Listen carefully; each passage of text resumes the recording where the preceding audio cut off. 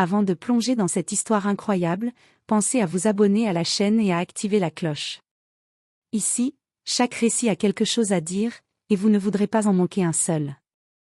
Dans les rues animées de New York, sous le soleil déclinant qui teinte les façades de bâtiments d'or et d'orange, Emily Hartman, une jeune milliardaire connue pour son empire de mode, marchait d'un pas pressé. Ses escarpins cliquetaient sur le trottoir, et son regard était déjà tourné vers la réunion importante qu'elle devait rejoindre.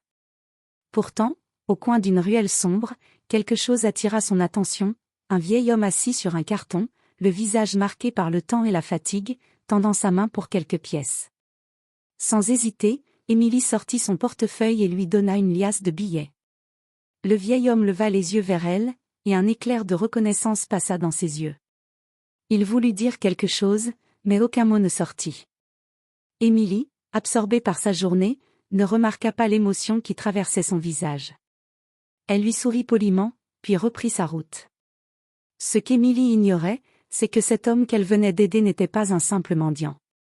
C'était Robert Hartman, son père biologique, qu'elle croyait mort depuis son enfance. Des années de secrets, de regrets et de circonstances tragiques les avaient séparés, et jamais elle n'aurait imaginé croiser son chemin ainsi, dans une simple rue de la ville. Ce geste de gentillesse allait déclencher une série d'événements qui bouleverseraient à jamais sa vie, la confrontant à son passé, à ses racines, et à un lien familial qu'elle n'avait jamais soupçonné. Emily Hartman avançait dans la rue animée, son sac à main pendu à l'épaule, chaque pas résonnant contre les pavés.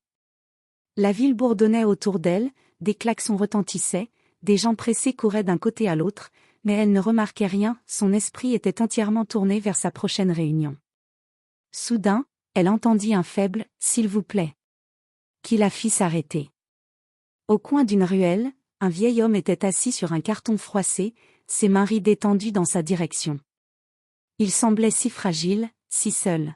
« Tenez, dit Emily en sortant quelques billets, c'est pour vous. » Le vieil homme leva les yeux, et pour une seconde, leurs regards se croisèrent. Il y avait dans ses yeux une reconnaissance qu'Emily ne comprenait pas. « Merci, merci beaucoup, » murmura-t-il, sa voix tremblante. Emily sourit poliment.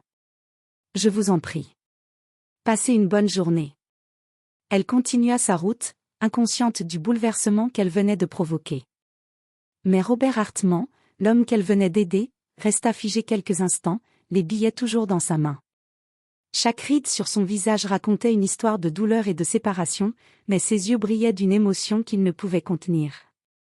Quelques minutes plus tard, Emily entra dans son bureau luxueux. Tout autour d'elle respirait le confort et la richesse, le marbre étincelant, les œuvres d'Archer, les écrans lumineux affichant les chiffres de son empire. Et pourtant, dans un coin de son esprit, un pressentiment étrange lui disait que quelque chose venait de changer. Un lien invisible, fragile mais puissant, venait de s'établir entre elle et cet inconnu dans la rue. Robert, de son côté, rentra lentement dans l'ombre de la ville, le cœur lourd mais rempli d'un mélange inattendu d'espoir et de nostalgie.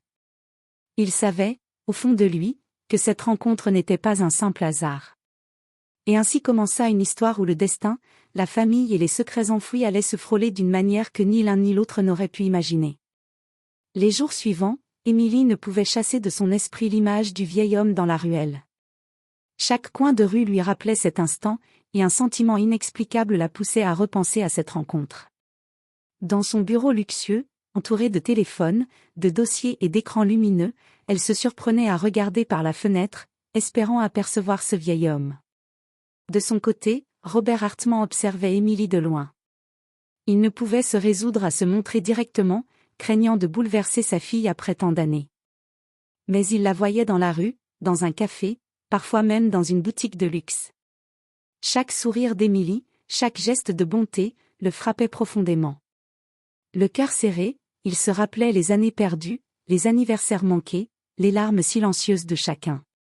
Un matin, Emily sortit faire une promenade dans un parc voisin, un endroit qu'elle fréquentait enfant sans le savoir, ignorant que son père y avait souvent erré après sa disparition. Assise sur un banc, elle relisait mentalement ses notes pour une réunion importante, mais ses yeux étaient attirés par un vieil homme qui nourrissait les pigeons, assis à quelques mètres. « Excusez-moi, dit-elle timidement, c'est vous, de l'autre jour dans la ruelle ?» Robert leva les yeux, surpris que sa voix soit reconnue, et un frisson parcourut son corps. Oui, répondit-il doucement, essayant de cacher ses émotions. Je me souviens de vous. Émilie sentit une chaleur étrange l'envahir. Il y avait quelque chose dans ce regard, une familiarité qu'elle ne pouvait expliquer. Vous avez l'air familier, murmura-t-elle, sans savoir pourquoi ces mots franchissaient ses lèvres. Robert baissa la tête, serrant ses mains sur ses genoux. Son cœur battait à tout rompre. Il savait qu'il devait garder le secret encore un peu, mais il ne pouvait nier la connexion qui semblait les lier malgré les années. Sans un mot de plus, Émilie se leva et continua sa promenade, mais son esprit était en feu. Elle sentait que quelque chose de grand et de bouleversant venait de se produire. Et dans l'ombre du parc, Robert sourit avec mélancolie, comprenant que le destin avait commencé à les rapprocher, malgré le silence, malgré les secrets, malgré le temps perdu. Émilie rentra chez elle ce soir-là, le cœur lourd d'émotions qu'elle ne comprenait pas. Le visage du vieil homme dans la ruelle, ses yeux remplis de reconnaissance, tournaient en boucle dans son esprit. Elle se demandait pourquoi cette rencontre, si brève, l'avait autant marquée. Comme si quelque chose dormait depuis longtemps en elle, prêt à se réveiller.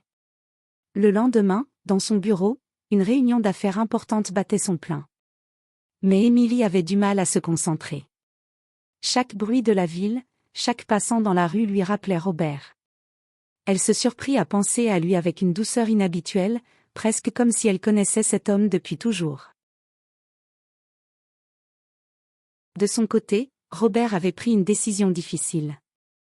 Il devait savoir si sa fille reconnaîtrait la vérité, mais il devait aussi protéger son identité pour ne pas l'effrayer. Il décida de lui laisser un petit indice.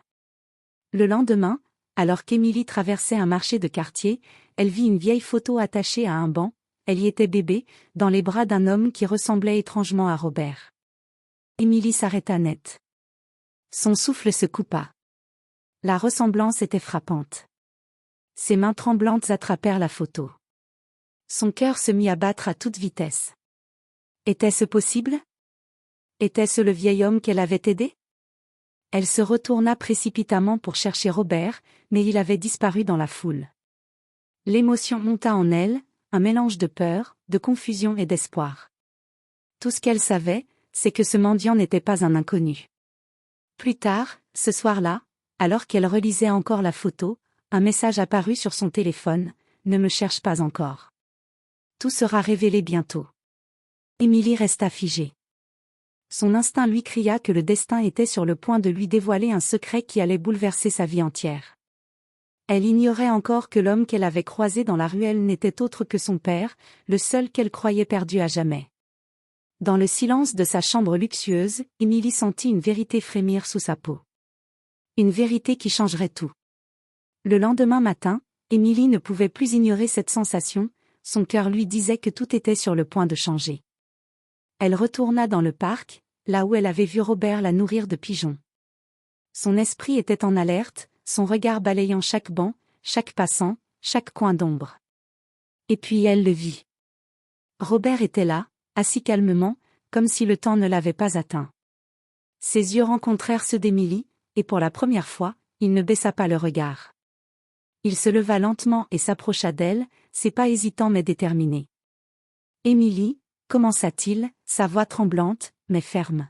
« Il y a longtemps, je n'ai pas été là pour toi. Je suis ton père. » Émilie recula légèrement, choquée. Son esprit refusait de croire ce qu'elle venait d'entendre.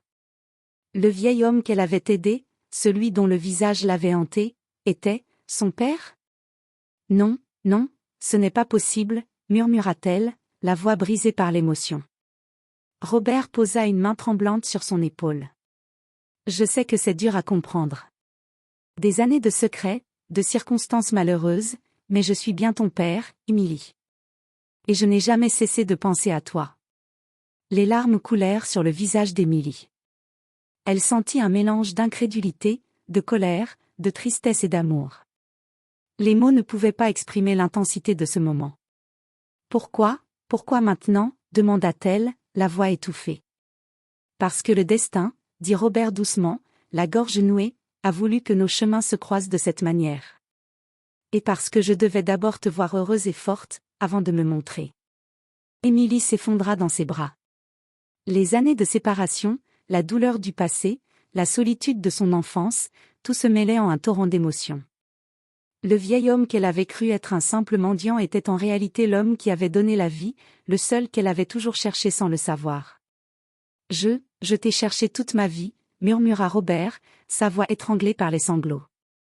Et dans le silence du parc, parmi le bruissement des feuilles et le chant lointain des oiseaux, Émilie et Robert se retrouvèrent enfin.